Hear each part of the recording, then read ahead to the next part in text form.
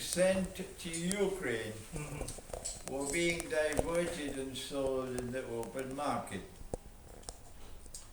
And Russia knew that those weapons were reaching Gaza. And Israel, the Hamas, may have been playing a role underhand in facilitating the transfer of the weapons to Gaza. And so Russia was complicit in it.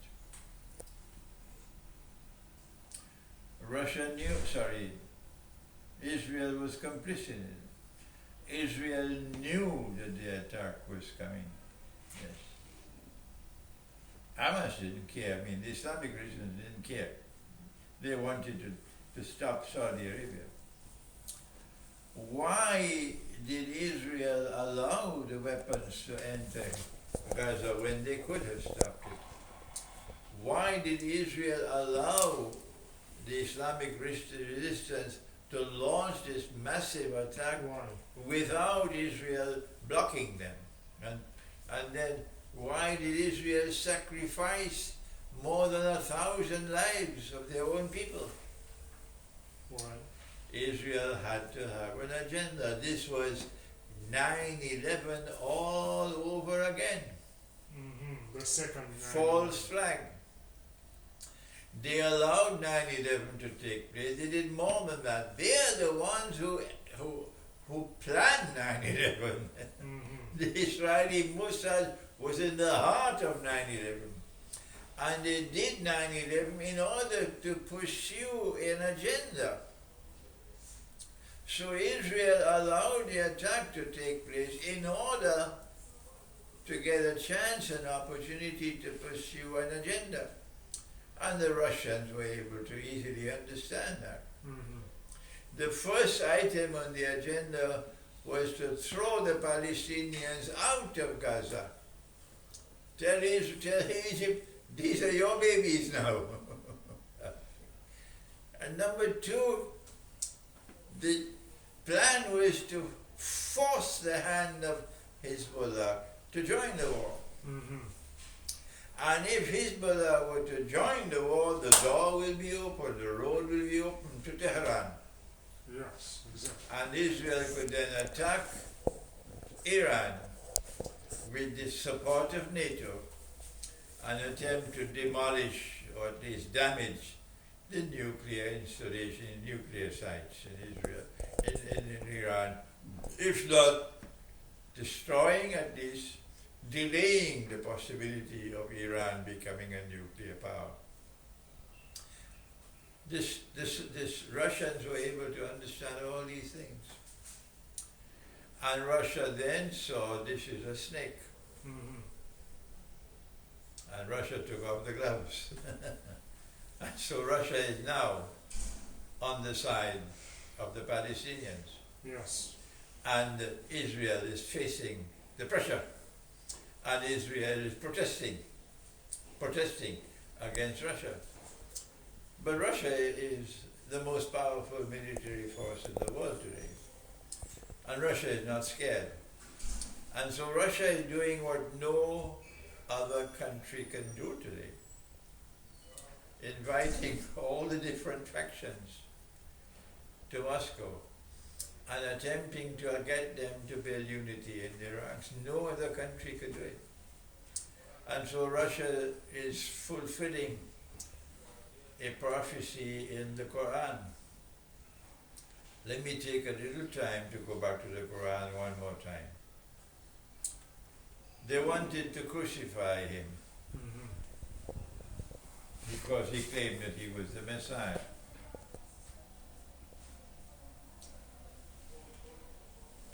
And when they saw him die on the cross before their very eyes, they boasted, "We've killed him."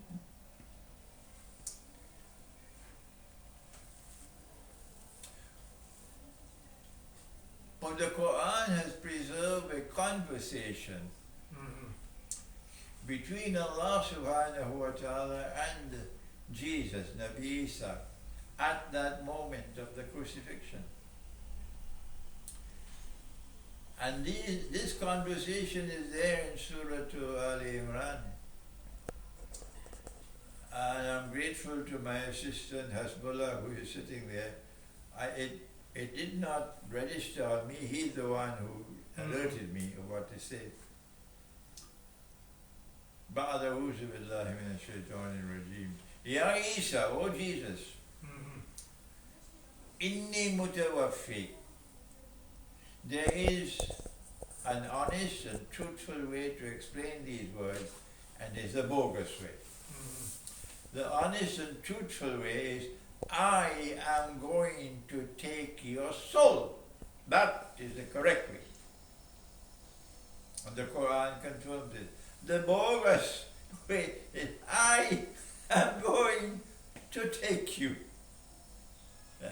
That is bogus scholarship. So the Quran says, I am going to take your soul. Allah says, I made it appear to them that he was crucified. وَلَكِنْ شُبِّهَ لَهُ. He was not killed, he was not crucified, he was not killed, he was not crucified. But Allah made it appear unto them that he was crucified. So how did he do it? The Quran says, it is Kitabun Mubin, it's a book which is plain and clear. And the Quran invites us to think. So when Allah says, I'm going to take your soul, it is plain and clear. As soon as they saw him give up the ghost, so to say, they were convinced he was dead. Yes. That's what Allah wanted. But the Quran says that Allah can take a soul and then return it.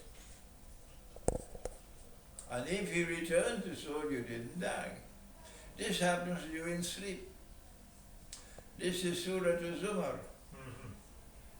So it is very plain and clear to us, those of us who think Ruslan, they refuse to think, these schoolboys, they refuse to think that Allah took his soul. And then Allah returned his soul when no one could see. So he didn't die. Allah, they put him on the cross. But these schoolboys say, no, he was never on the cross. Because if you spend even 1 minute on the cross, you are crucified. That is a bogus scholarship that they have. If you spend even 1 minute on the cross, you are crucified. I can only laugh at that nonsense. No, you have to die on the cross, then you're crucified. So Allah says, He took the soul, and we now understand He returned the soul, and then Allah raised him unto Himself. But the Quran goes on to say something more.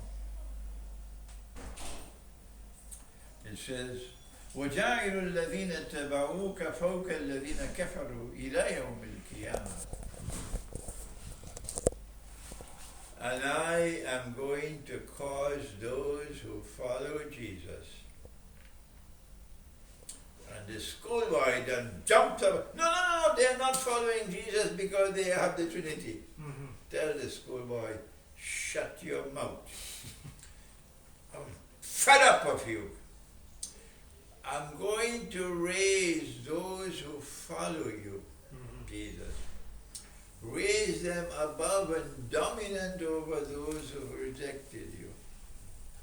And when I raise these to that position of dominance, they will remain in that position of dominance until Qiyamah, until the end of the world. Russia today is the dominant military power in the world. ISIS, you could take that and put it in your pipe and smoke it. Russia is the dominant military power in the world today. And what the Quran is saying to Russia is you are destined to remain in that position of dominance until the end of time. Interesting. Until the end of time. You know, dear Sheikh, your vision is not classical vision. And I think that this position, which we cannot find in classical tafsirs, and I think a lot of Muslim scholars, historical and modern,